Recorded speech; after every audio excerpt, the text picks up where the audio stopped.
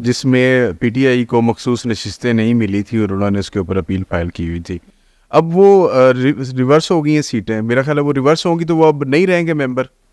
जो सीटें रिवर्स हुई हैं, मतलब जो उनका अभी तक मखसूस नशिस्तों जी जी मुअत्तल हो गया। अभी तो टाइम बीइंग, जैसे आप स्टे बोलते हैं आम लैंग्वेज में, उसको सस्पेंड किया उस ऑर्डर को, और उसका ये होगा, उसमें कोर्ट ने कहा कि ये वोट नहीं कास्ट कर सकेंगे। ठीक है, तो मतलब पार्लियामेंट में जाएंगे भी लेकिन अभी वोट नहीं कास्ट करेंगे। लेकिन अगर फाइनली ये डिसाइड होता है तो फिर बहुत स्ट्रक्चर चेंज होगा। फिर इनके पास जो 2/3 मेजोरिटी गवर्नमेंट समझ एग्जैक्टली वहीं पे आना चाह रहा था मैं। अगर ये नहीं होते और 2/3 मेजोरिटी भी नहीं है तो फिर तो चीफ जस्टिस साहब की मुद्दत वाला हो ही सकता। हाँ जी, फिर नहीं होगा। तो इसका बड़ा लिंक है डायरेक्टली कि ये फैसला हो हो, लेकिन उसकी उन्होंने तारीख दे दी है, वो मजीद आगे शायद चला 3 जून गालबन उसकी तारीख है। हाँ जी, तो इसका मतलब है कि चीफ जस्टिस साहब को या हुकूमत जो करना चाह रही शायद उनके लिए बड़ा मुश्किल हो जाए इस मामले के ऊपर। जी, बज़ाहिर तो अभी यही लगता है, लेकिन आगे देखिए कि क्या होता है। और ये जो 3 जजेस हैं, जस्टिस मंसूर अली शाह और अतर मिनल्ला साहब हैं, साथ मोहम्मद अली मजहर साहब हैं शायद, मजहर साहब है। तो ये मेरा ख्याल ये भी नहीं चाहेंगे कि, क्योंकि next in line Mansoor Ali Shah साहब है बतौर चीफ जस्टिस जी जी, और इन्होंने शायद नवंबर में दाना है काजी फायज ईसा साहब ने जी, तो वो तो शायद ये भी नहीं चाहेंगे कि मेरा टर्न्योर काट के तो काजी साहब को देखिए वो चाहें या ना चाहें, लेकिन अब इस वक्त जो आईनी मामला है इसका जवाब जो आना चाहिए वो जाहिर बात है कॉन्स्टिट्यूशन जो प्रिंसिपल्स हैं ये कॉन्स्टिट्यूशन के मुताबिक और कानून के मुताबिक होना चाहिए। एक सिंपल सी बात है, मतलब अगर हम आम एक ले मैन भी देखें तो हम इस बात को मान भी लें कि पीटीआई को या जो उनकी पार्लिमानी जो जमात है उसके अंदर उनको खवातीन के नशिस्तें नहीं मिली चाहिए थी। ठीक, मैं कहती हूँ नहीं मिली या मिलने नहीं चाहिए, फर्ज करें टाइम भी हम ये भी देख लें। मुझे ये बताइए कि वो दूसरे किसी को कैसे मिल सकती हैं कि जिनके पास वैसे नशिस्तें जिनके जो प्रोपोर्शनेट मिलनी थी ना, कि जिनके पास कॉन्स्टिट्यूशनल असूलों के ऊपर वो मेजोरिटी नहीं है तो उनको प्रोपोर्शनेट नशिस्तें दूसरों की कैसे मिल सकती हैं? कि चलो जी अगर हाउस कंप्लीट करना है तो नहीं, हाउस कंप्लीट करना है तो हाउस कंप्लीट करते वक्त फिर आपको वो निशान वाले मामले के ऊपर देख लेना चाहिए था, फिर आप खवातीन की नशिस्तें उनको दे दें। फिर अगर हाउस ही कंप्लीट करना है तो आइन से बाहर तो सर आइन से बाहर तो हाउस नहीं ना कंप्लीट करना, ये ठीक है, आइन के अंदर रहते ही करना है ना। इस तरह तो फिर आपको इलेक्शन कराने की भी जरूरत नहीं। अगर आपने इसी किस्म की जमहूरियत लानी है, हाउस ही कंप्लीट करना है तो वो भी ठीक है, फिर आप बगैर इलेक्शंस के। वैसे इसका हल क्या था? पहले आप को ना जाती या नहीं, मेरा ख्याल है सबसे पहला हल तो ये था कि जिस तरह टेक्निकल जस्टिस के बुनियाद के ऊपर पाकिस्तान का एक ये भी अलमिया रहा है कि टेक्निकल जस्टिस मौलवी तमीज़ुद्दीन से लेकर आज तक पाकिस्तान की जुडिशरी ने जब भी बददियानती के ऊपर फैसले दिए तो टेक्निकल जस्टिस के ऊपर नॉकआउट किया सब्सटेंशियल जस्टिस को।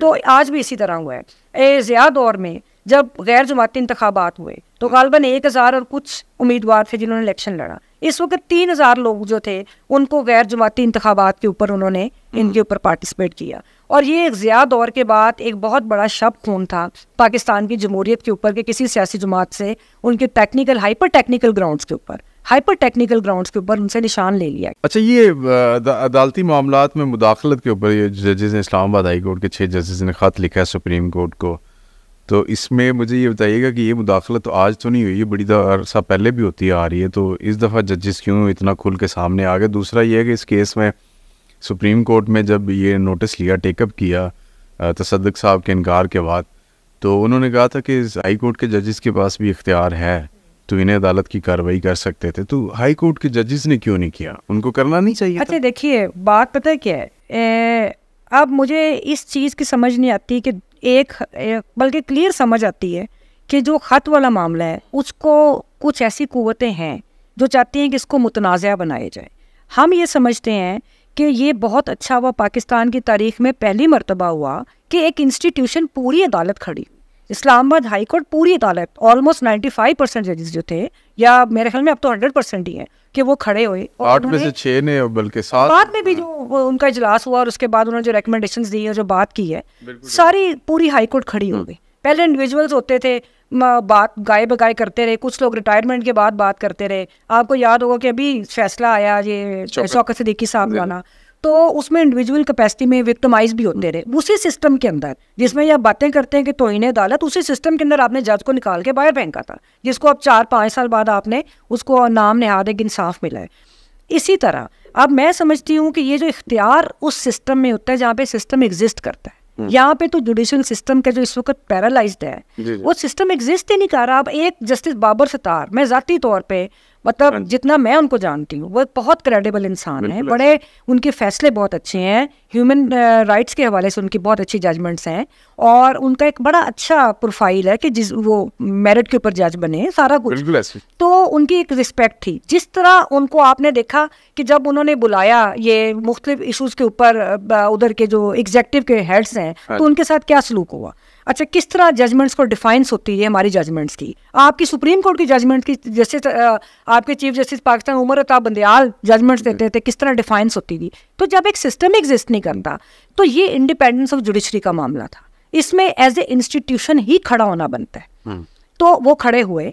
और दूसरी तरफ अफसोस के साथ कहना पड़ता है कि हमारी बार एसोसिएशंस के अंदर जो प्रो एस्टेब्लिशमेंट धड़े हैं वो उसको ना सिर्फ मुतनाज़ा बना रहे हैं बल्कि इस वक्त वो एक नई बात कर रहे हैं और वो बार के अंदर इस प्रोपेगेंडे को लेकर गए हैं कि जी हमें जजों के साथ नहीं खड़ा होना, हमें तो जजों के साथ नहीं। इस वजह से जो प्रो एस्टेब्लिशमेंट धड़े बार के अंदर मौजूद हैं, जिनकी नुमाइंदगी आपकी सुप्रीम कोर्ट बार एसोसिएशन भी कर रही है और पाकिस्तान बार काउंसिल भी कर रही है, वो ये चाहते हैं कि जी हमें तो उनके मतलब वो अगर इंडिविजुअली भी वो बात करते हैं कि जी देखें हमें तो जजों के साथ नहीं खड़े होना।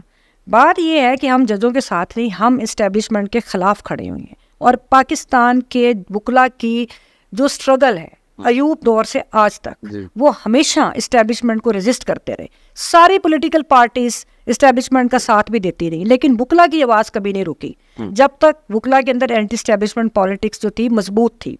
आज भी जो हमारा धड़ा है प्रोफेशनल ग्रुप हामिद खान साहब वाला, हम अपना किरदार अदा कर रहे हैं। दूसरी साइड पे जो धड़ा है उसकी हुकूमत के अंदर भी तर्जुमानी है। हम कहते हैं ठीक है अब करें, आप हुकूमतों का हिस्सा भी बने, लेकिन कम अज़ कम आप इंस्टीट्यूशन जो वकला के बार एसोसिएशंस हैं, आप कम अज़ कम इस तरह ना करें कि आप उनको ख़त्म करने के दर पे हो जाए, आप उनकी आवाज़ को ख़त्म करने के दर पे हो जाए। नहीं, इस दफ़ा जो बॉडी इलेक्ट हुई है जैसे कि असद मंजूर साहब, इन्होंने बड़ी शिकस्त दी है दूसरे मुखालिफ ग्रुप को और सब लोग जानते हैं कि वो कौन लोग थे, दी है ना। लेकिन उसके पैरेलल इस्लामाबाद सुप्रीम कोर्ट जो सुप्रीम कोर्ट बार एसोसिएशन है वहाँ पे जो अभी आपके ओहदेदारान हैं, आप उनको भी देख ले वो कहाँ से उनका ताल्लुक है। देखिए ये चलता रहता है। और दूसरी बात है कि असल नाकामी कब होगी, असल नाकामी तब है कि जब बार में मुकम्मल तौर पे ये आवाज़ें बंद हो जाएं।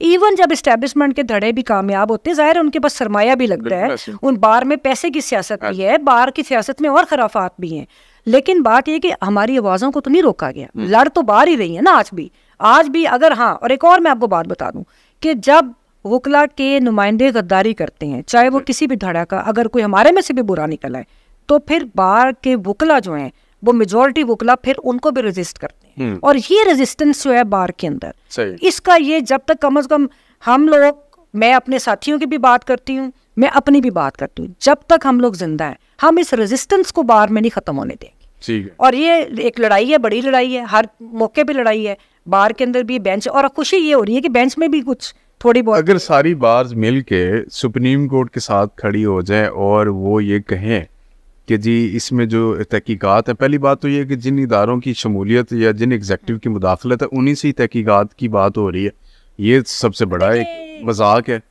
फिर दूसरी बात यह है कि क्या आपको लगता है कि इस केस का फैसला ऐसा आएगा जो for ever remember in the history? अब आपने जो सवाल किया कि हमें खड़ा होना चाहिए जजेस के साथ सुप्रीम कोर्ट को, सबसे पहली बात मैंने पहले डिटेल से बात की, हम बिल्कुल खड़े हुए हैं। हम उस खत की जो उस खत है हम उसका लॉजिकल कंक्लूजन चाहते हैं, और जिन लोगों ने मुदाखलत कर रहे हैं या कर रहे हैं हम उनके खिलाफ स्ट्रिक्ट एक्शन भी चाहते हैं, और हम ऐसी कानून साजी भी चाहते हैं कि ये आइंदा से ना हो। अच्छा, आपने देखा कि हमारी बार में से एक धड़े ने कोशिश की कि कमीशन के थ्रू इसको दबा दिया जाए जी, ऐसे ही। और उसमें अनफॉर्चुनेटली सुप्रीम कोर्ट के भी कुछ जजेस का रोल था।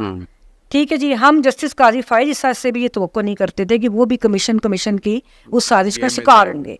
और वज़ीर आज़म साहब के साथ उन्होंने मिल के, हालांकि कोई ज़रूरत नहीं थी, उनको खुद चाहिए था कि वो तलब करते, वो सरबराह थे एक जुडिशल सिस्टम को, वो हेड कर रहे थे, और वो चूंकि खुद भी सिस्टम जो आवाज़ उठाते रहे, एग्जेक्टिव पे इल्ज़ाम लगा था, तो शायद मेरा ख्याल है मुलाकात में भी हर्ज भी नहीं। देखिए मुलाकात की कोई ज़रूरत भी नहीं थी, उनको चाहिए था कि वो बुलाते कि जिन लोगों की मुदाखलत है और वो जवाब तलब करते, वज़ीर आज़म से मुलाकात की बजाय उनको तलब करते जो एग्जेक्टिव हेड ने मुल्क के, और वो बताते आके कि वो किस तरह मुदाखलत हो रही है और वो क्या कर रहे हैं। एनीवे, फिर कमीशन की बात आई, और पाकिस्तान में अगर हम अब बात करने लग गए कमीशन की क्या हिस्ट्री है तो फिर आपको काफी बात लंबी हो जाएगी। बिल्कुल ऐसी। अच्छा, और आज तक किसी कमीशन की कोई रिपोर्ट अगर किसी ने कोई सिग्निफिकेंस रही है, इवन धरना कमीशन जो चीफ जस्टिस पाकिस्तान खुद उसको देख रहे हैं,